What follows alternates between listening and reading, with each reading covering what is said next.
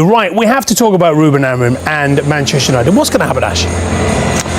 I'm not sure. I don't know. What should happen? The problem is, I don't want to say they change manager, but how long can this continue? How long can a club the size of Manchester United put up with performances like the one today? It seems to be every week. We're in here talking about it all the time. And the problem is, I think, you know, I'm a fan of managers that have a style and they stick to it. And even when, you know, a couple of bad results and you stick to your style. And as a player, I like that because we knew we didn't change and flip-flop every week what we're doing. But at this point in time, it's like, well, that isn't working, Ruben Amorim. So you have to adapt. So just for clarity, you like managers who have a plan and stick to it, but you also like managers who go, hey, at some point, you have to say, I don't have the players to play the way I want, and he doesn't. And I don't see where Manchester United as a club go from this unless they change manager. And also, the money that's being wasted. So if you're the manager that comes in, and I think there's a responsibility. You see Rashford go to Barcelona. I'm the manager and he performs like that at another club. I'm hurt by that. Why could I not bring out that ability in him? Why have we have to shove him over to Barcelona? I want that at my club. It seems anyone had any real creativity, Garnacho, okay, there's problems with all these players. You know, Sancho was allowed to leave before. Anyone with any real ability, sorry, you don't fit into my structure. But if the structure isn't well understood and isn't well carried out, then it just all falls down. And at the moment, they just don't look good enough. The calibre of the player, the system they're playing, you then look at it and say, well, if he's only got a win percentage which is 1% more than Graham Potter, who's just been sacked, how is he still in the job? But they want to go long term. They don't want to keep sacking managers. We're on our 9th manager now. That's the only reason he's still there. If he was 12 months after Sir Alex Ferguson, this has been done weeks ago. But we go again, you know. But I don't know. It might be that he actually steps away for the job himself. And there's been rumours that that's been offered up. So let's see how this pans out in the next few days. Well, they've got Sunderland next week and then it's the international break. Does he last until the international break or maybe even after that? When there's a bit of thinking time at the club? Well, listen, you don't know in today's football, but the sensible thing to do would be to give him the Sunderland game and then evaluate it after that. But even if he wins, let's say he scrapes through the Sunderland game and they win 2-1 or something, for example, does that really change things for them? They're only on 7 points. Do you know what? The style that he and out to the EFL Cup. The style that he sets up his team is very similar to Crystal Palace. A back three, 2 wing backs, a kind of box midfield, and a number 9. And they've nailed it. And for some reason, this Manchester United team, those players cannot get their head around what he wants. Is it mentality, Martin? Do you look at those players, and think to yourselves, right, they have just not got a strong mentality at all, a winning mentality? It comes down to tuition, you know. Like, I've got to get this message across to the players. Some players are visual learners, some players I have to keep repeating, but ultimately it's not working on the pitch and I'm going to be held responsible for that. It simply isn't working. This guy's a young man, he's 39 years of age. I don't know if the pedigree is really there. Manchester United can't keep losing games in the way that they are and keep selling players. They're losing hundreds of millions of pounds on players who've been deemed not good enough, been bought in by other managers. Ten Hag started this, by the way. It looks really mediocre across the group. They're not at the level they need to be at. Things are going to have to change. At least Ten Hag won cups. Jay, sorry, there's something going on at the club because we was talking earlier today about De Ligt. And not to single out one player because they're all guilty of it. But if you're Matthijs De Ligt and you've played for the clubs, the calibre that he's played for, you look at him, he looks a nervous wreck in possession. Why is he not galvanising Harry Maguire? Why did they not get it together? So you can blame the manager, I understand that. But some of the players in there have been playing for so long at the top of the game. Get hold of the team. He's got to start being a leader now. You know, I saw him in front of the Ajax fans giving it, come on, let's have more. I want to see that in a Man United jersey. It's not there. You can't just do your job. You have to step out of your zone to make things happen, and there's not enough of those. Alan hinted earlier on that we might be talking about this, which is the shape of Manchester United and the insistence of Amorim of staying with this particular shape. But I think maybe now we're going to criticise him for being maybe a bit too flexible within that shape. Yeah, but I mean, it's different. He's not got the personnel to play how he wants to play. If you look at Alan and his piece beforehand and the shape and the structure, I just want to start with this. This is how they started. De Ligt, Maguire, Shaw, Agati, Fernandes, and the rest you can see. But I just want to move it on here. Maino and Yoro come on from Maguire and Agati on 66 minutes. De Ligt has gone from right to centre. Menu's come in midfield, as you expect. And we move it on here. Now, De Ligt's in the middle. Yoro's gone all the way to the other side. Dallow's gone into the 3 at the back. And Buemo's gone into wing-back. And Mount's gone into number 10. That was on 81 minutes. Mount came on for sure. And now, 4 minutes later, Xerxes comes on for Dorgu. Mount goes into wing-back and Xerxes goes into number 10. I know as players, we're supposed to be adaptable and flexible. But how are you supposed to adapt to a situation when you're changing it constantly and sticking to the same formation? All he had to do is go into a 4-3-3. On the goal, what they conceded last is because Mbeumo was in a position where he doesn't want to be. Yes, he's played wing-back at Brentford before, but he's not a defensive player. You need him forward. And all these changes constantly are making it hard for the players to adapt to what he wants to do because of so many changes. With the victory, here's Ruben Amorim. The frustration is that every goal, the goals today, we work on that during the week. That is frustrating. We can do better with the ball. We can have more control. We can understand that sometimes when the decisions are not in your favor, the momentum is not in your favor, we can control the ball. We can settle down the game, and that is something that I know this team can do. But when everything, the moments, the penalty, the foul before the first goal, all these things are against us. We need to have more personality to control the games, calm down the games, and then to play better. Blah, blah, blah. Manchester United in 14th in the table, then just 7 points from their opening 6 matches. Another defeat to add to Ruben Amorim's tally. I feel like I kind of say this every time. What's new? Well, you know what? I never look to the bench very often during a game, particularly when you become an experienced player. And you sort of make your own. And Don touched on this, and talking about the Chelsea game, is professional players of supposedly some repute, as some of these United players supposedly are, is you make big decisions for yourself, right? But if I was just on the off chance fancying a little look over to the bench for maybe something, some kind of instruction or something, I'm seeing the most uninspiring manager just there. Right. Just sat there with his head in his hands, buried. Whether it's a penalty, whether it's during the game. And before, he talked about working and stuff in midweek. What are they working on? What, Harry Maguire stepping up when he should be running? What, defending a 60-yard long ball? What are they working on? And by the way, for those that didn't watch this game, Brentford went 2-0 up, and before the United's only goal, it could have been 4. Mm-hmm. I'll give Altay his due in the first half. He made 2 or 3 at 2-0. Brilliant saves to make sure it wasn't 4-0 on half an hour. But he's still flapping at every ball coming in, and they were taking long throws and they were doing all sorts. And what got me again, and you know this is something I've touched on, Bruno Fernandes not missing a penalty, because we can all miss penalties, but he seems to be missing a lot at the moment. He's their most creative player. And at 2-1, on 80 minutes, when they were, I'm not going to say trying to knock the wall down, because it was a bit powder puff, but they had lots of possession, and Brentford were trying to see the game out. Bruno Fernandes gave the ball to Kobe Mainoo and stood in the halfway line.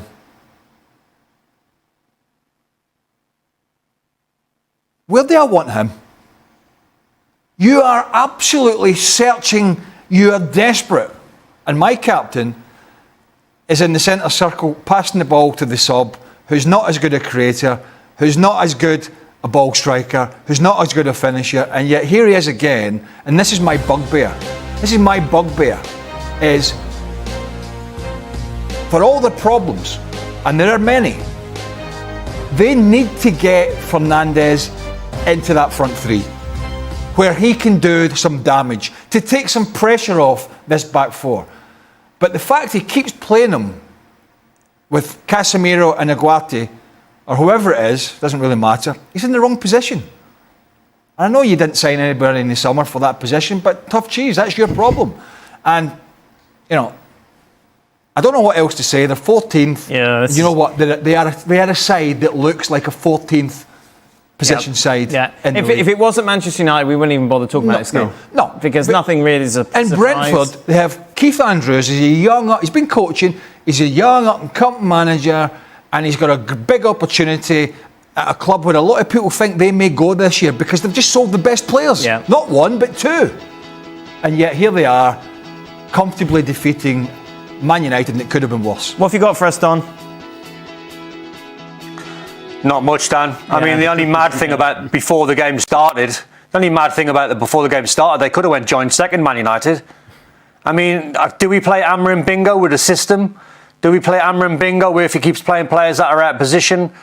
You look at that performance today, there's a little bit of me that feels a little bit of sympathy for them because it should have been Brentford down to 10. Collins 100% should have been sent off, and the match centre today sent out a tweet giving the reason why he wasn't sent off, and he said Mbeumo wasn't in control of playing the ball.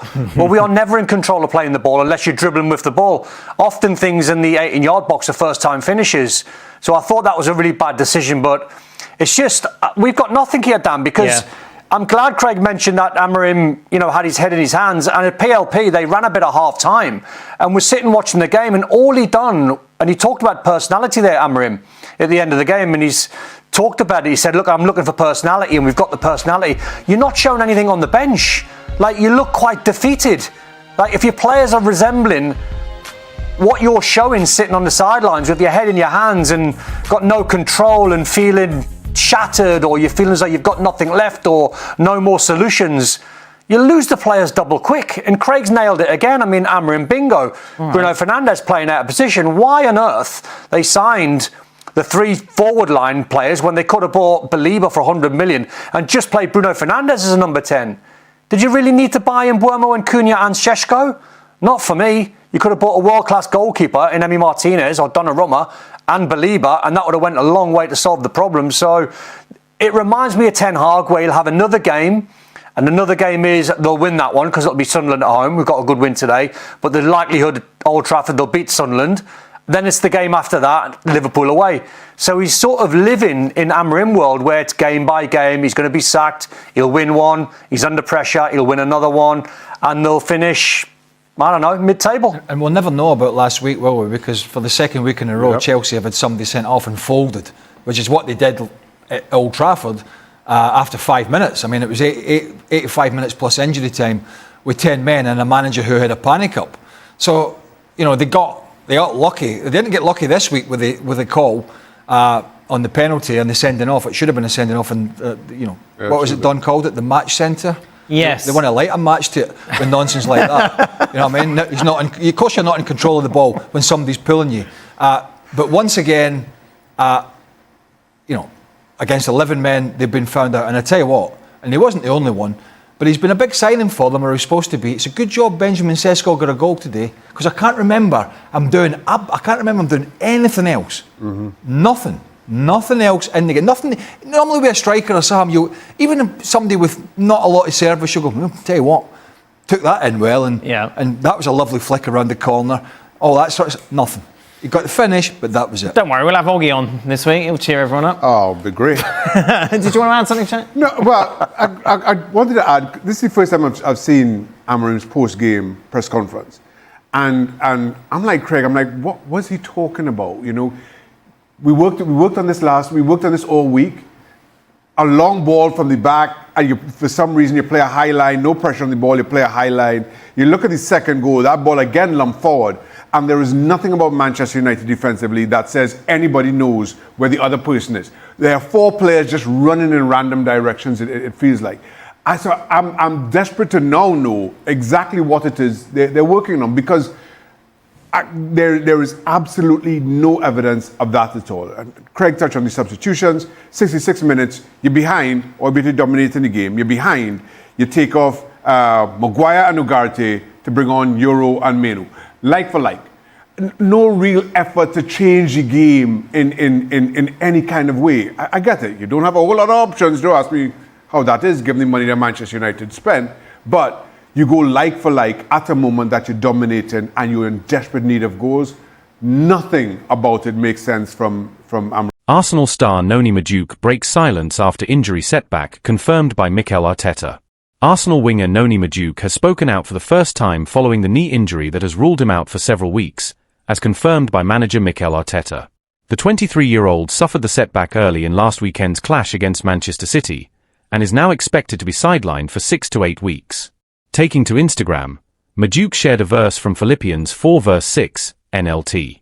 Don't worry about anything. Instead, pray about everything. Tell God what you need, and thank Him for all He has done.